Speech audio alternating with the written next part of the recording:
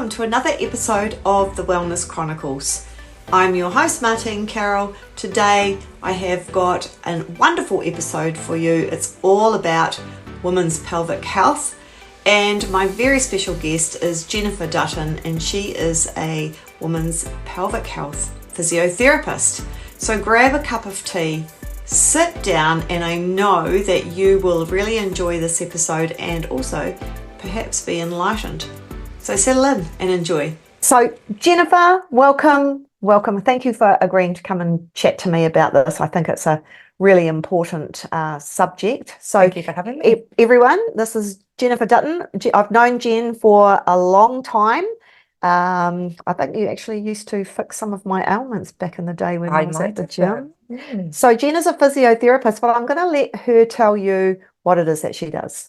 Hi everyone. So I am a pelvic health or a women's health physiotherapist, and I basically help women with their pelvic function. That would be bladder function, bowel function, and vaginal function. So I think it's probably quite self-explanatory as the area of the body that I help, but we're bodies. And so I very much help, I take a whole body approach and help women's bodies with a pelvic health focus. I love it. And I think that this is a subject that's coming a little bit more to the forefront, but it's been a bit of a taboo subject to talk about bladders and vaginas. Not for me, not for you, but for people. most people. And I had a little journey, as you know, you and I have chatted about that, a little journey with my bladder a couple of years ago, and went to the urology department where it was all men's pictures. So they don't really, the focus wasn't on women. But anyway, aside from that. Everything in my clinic is about women. Yeah. Women. Yes. Yes. Yeah. Okay, so Jen's doing a seminar very soon, and we were just having a chat prior to this about, she's got a 3-month waiting list because there's so many people out there that are suffering, women who are suffering with certain things. So I'm going to let her tell you a little bit about why she's doing the seminars and what you hope to gain from it. Yeah. So I've been helping women in the Wellington region for many years with their pelvic health, and I love one-on-one clinic time with women. I am able to connect, I'm able to help, I'm able to take a whole body approach. And really my goal is that every woman leaves feeling better than when she came in. But also, I want to change women's lives. That is really what I do, why I do what I do. I love that. However, I can only see the women I can see. I can only see a certain number of people, and there are wait times. I think all health providers are finding their wait times are growing. And so I realize that a lot of the messages I give to women are quite similar. So there are definite themes, particularly at certain stages of life, and particularly around perimenopause and menopause. I see a lot of rushing women, a lot of tired women, a lot of stressed women. And I basically thought, why don't we get those women together and I can give the messages that I give out on a daily basis to a bigger audience. And so that women know how to dismantle all the things that are happening to them, because I'm a pretty simple being. I don't like complex. And so if you actually just take someone's physical function, their emotional and mindset, their nutrition and fluids, and then their kind of sleep and recovery, as well as considering stress, you can actually break it down into quite simplistic areas, and then women can see a plan. And I thought, love it. Let's do this as a group. It doesn't need to always be one-on-one, at least so that women can get started. Yeah. So you don't know this. Some of you listeners will know this, is that they are actually the pillars of all of my programs. Well, there you go. Great minds think alike. I know. My mother used to say fools seldom differ, but we'll go with the great minds one. Yeah, I like that one. So, because if you're not addressing all of those pillars, something's going to fall off. And I know for myself, like, I've seen too many people. I've been in the fitness industry for over 33 years. And I was one of those PTs that went, yeah, give me 10 more and smashing. That doesn't serve you. No. It doesn't serve you. Sorry to all the clients. back in the day. But it doesn't serve you particularly when you're getting into perimenopause and menopausal years. You've got to be a little bit more clever with that. Yeah. And I know a lot of people do come to me, women, and they're having the menopause thing and they want to rush off and do menopause things. But really, let's look at all the lifestyles. And that's what I love about what you've just said. Yeah. You've got to look at everything. It's a puzzle. Yeah. Yeah. But it doesn't need to be a complex puzzle. No. And I think, from 35, women can be having changes in their hormone levels from, like, you can even be pregnant and breastfeeding when you're entering into perimenopause. And obviously that journey takes you through your 40s, your 50s, through menopause, being postmenopausal. So we're talking a really big life stage that I do think is being talked more about. I think women are realizing there is more information, there is more focus on this stage of life. However, symptoms start to crop up. Things are changing, particularly with bladders and bowels and sexual function. And then you bring all the other stuff in around that, and we start to see change. And women want change. I love it. So maybe it would be helpful, because if people are watching this and they go, well, I'm not quite sure what they mean, what sort of symptoms. So let's talk about some symptoms, because I know for myself, I just thought, oh, well, this is just normal then, is it? This is what happens. Right. So I think there's so much information on the internet and you just see lists of symptoms, but not like a short list, like really big list. And I think that can feel really quite fear-inducing. I think you read it and you go, especially if you're perimenopausal and you know that things are changing and you know that menopause is coming, there can be that sense of, oh my goodness, what is it going to be? Hair loss, palpitations, abdominal weight gain, and you can just keep going and going and going. The ones I think women come definitely for a pelvic health physio assessment for is changes in bladder function. So needing to go to the toilet more often, having more urgency, leaking urine, whether that is with the urgency or with a sneeze, cough, or jumping on a trampoline. A sensation of sometimes feeling like you've got a really slow flow of getting the urine out, not always feeling empty. And they're like, what is happening to my bladder? People also talk a lot about their bowels. Obviously, when they're with me, we get deep down and dirty into certain subjects. Literally. Yeah. Women say, my bowels have just changed. I'm getting constipated. I've got loose bowel motions. I don't feel fully empty. I don't always have full control.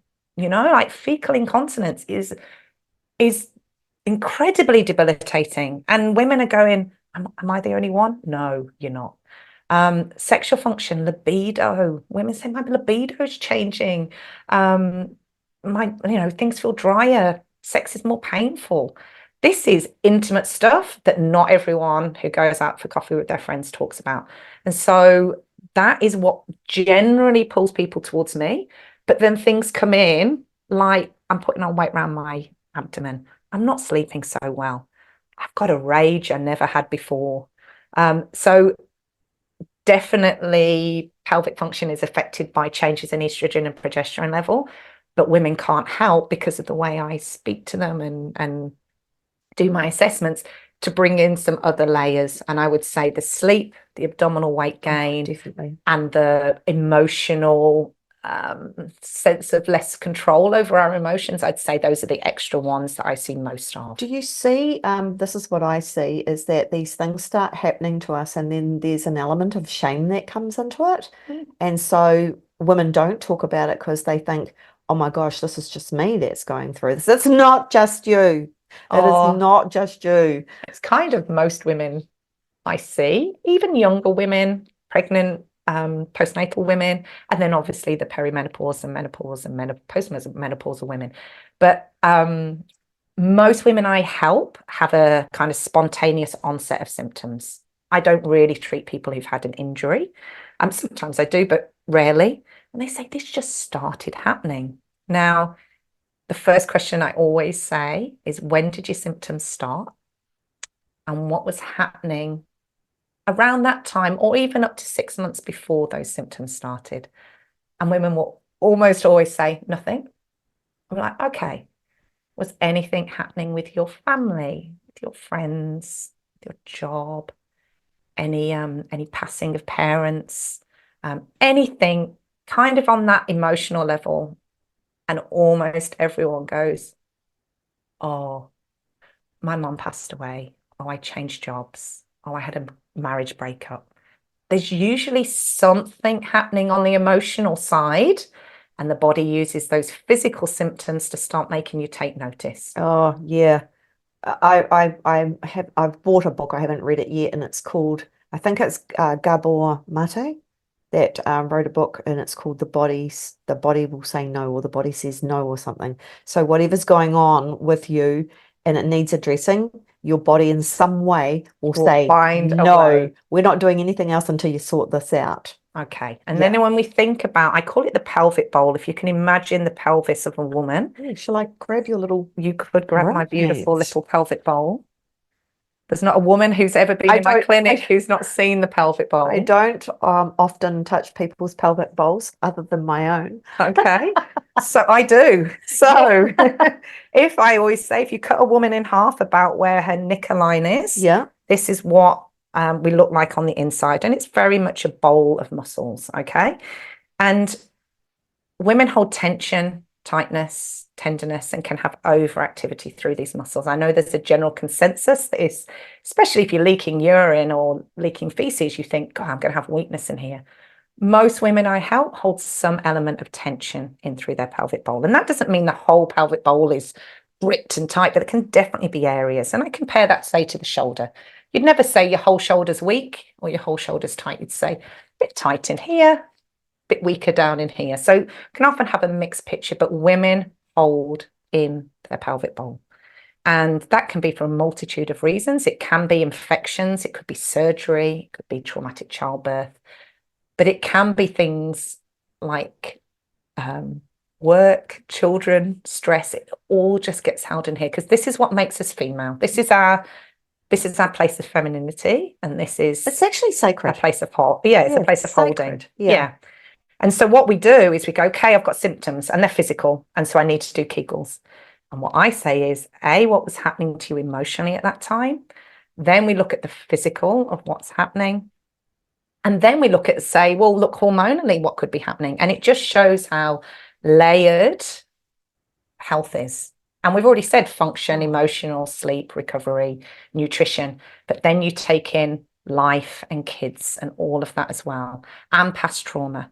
It becomes complex in here and it generally gets held. And as we say, the body will keep giving you symptoms until we address every element. Yeah.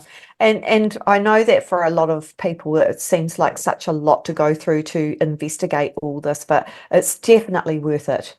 I mean, and also go to practitioners who can help. Yes. Okay. And so for me, and I mean this in a really gentle way, because I've treated and helped so many women, it feels quite seamless in how we work through that assessment process.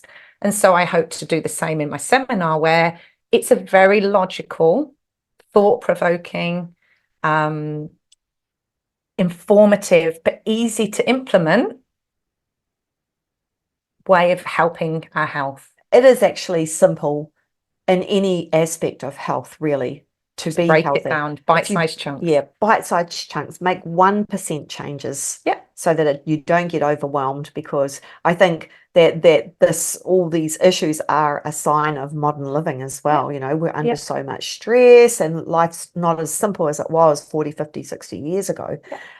So we've got all that to contend with. So when is this workshop? Because I know that people are going to want to go. Now it is, I will say, because I have people outside of Wellington, even New Zealand, listening to this. So the workshop, because maybe there's something that people can do. So it is in person, but there is a live stream option as well. Oh, fantastic. I did not know that. Did you not know that? No. So it's on Thursday, the 2nd of May. It's being run out of a brand new, beautiful library on the grounds of Mungaraki School. So it is, I run my clinic from home in Mungaraki, and so it is very local to where I live, but there's easy parking, beautiful venue, and it's about bringing women together.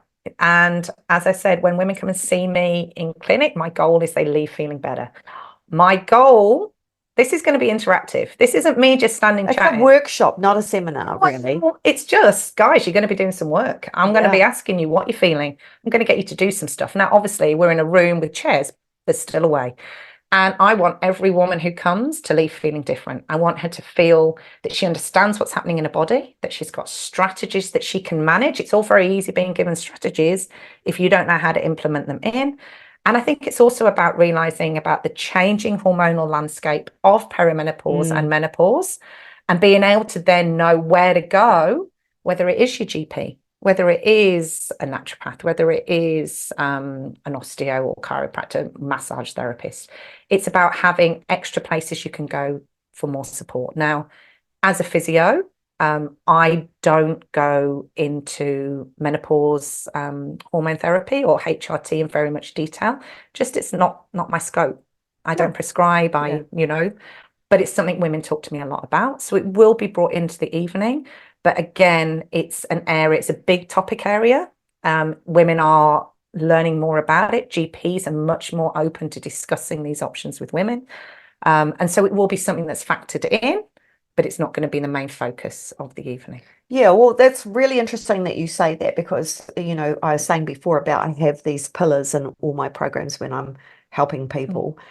Because we come from, particularly me, come from an era where it's like, do more exercise, do more exercise, do more exercise. And we're not really addressing all the other things, because stress is a huge thing. If you've got high levels of cortisol, it's not going to fare well for you at all.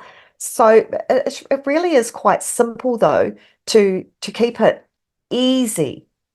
I think we overcomplicate things, and just like, okay, this is what I'm doing here. This is what I'm doing here. This is what I'm doing here. And it's not about making big, huge changes and it being out the gate. It's about going, okay, well, I can pick from that menu, and that menu, and start putting it into practical application. Yeah. And over 3, 6, 12 months, everything changes.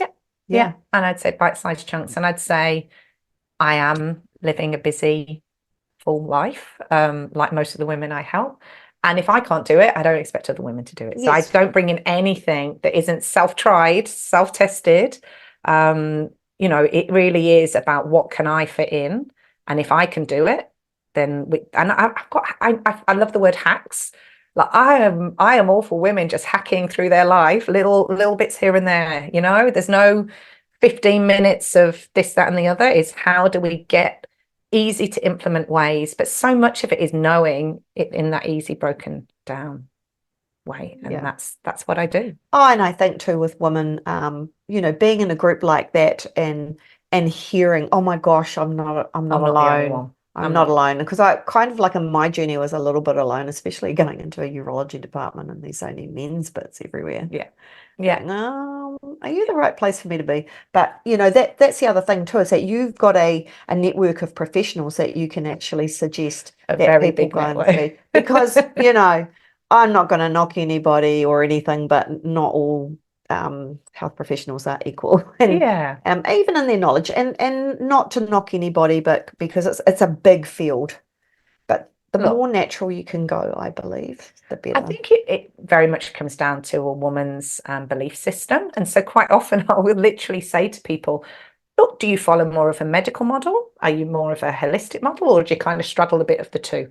And I literally change who I send people to, or recommend people see, depending on their belief. And I quite quickly with a woman can, I'm hearing how she's talking about her body and her life.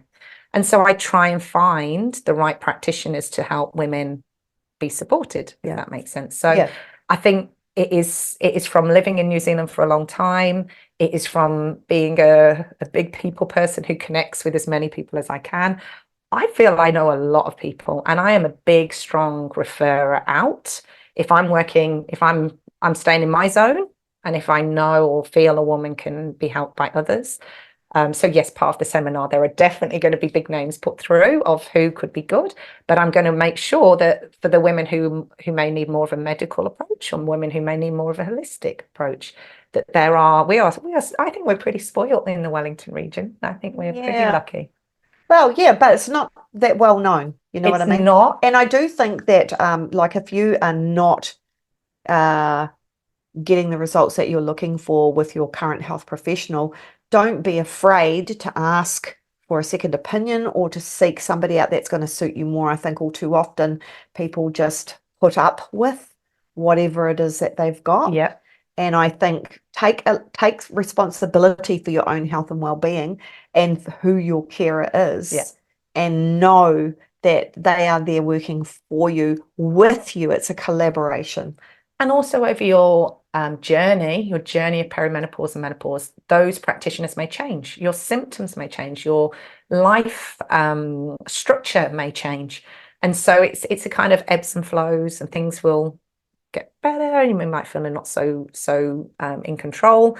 And so again, almost every woman who I help, I say, please get in touch with me. You've got my phone number, you've got my you can text me, you can email me, and women do. And I'm really happy that women will say, Jen, this is happening.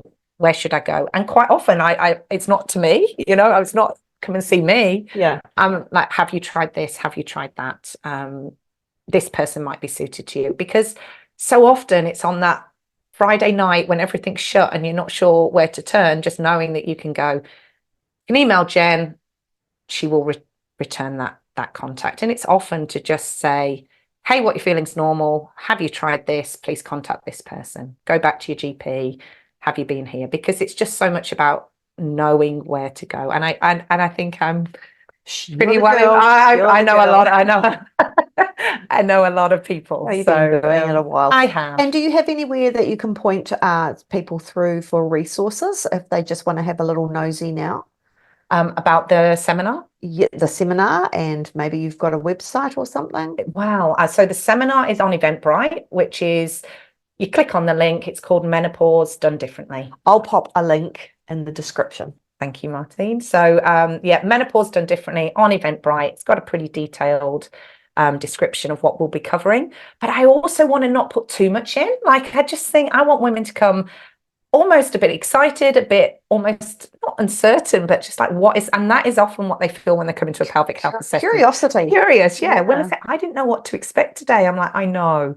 So I love that thought of, yes, you're going to learn about your body, you're going to leave feeling better than when you came in, and what I'm going to be talking about is stuff that you really can implement on a daily I'm basis. really excited because I'm going. Oh, I know that I don't know everything. In fact, and sometimes it's just hearing it again. Yeah. So and then the other thing is, I am currently, it's like my little surprise. I've been holding this as a secret, but my website. Are we the first to know? Well, I don't know.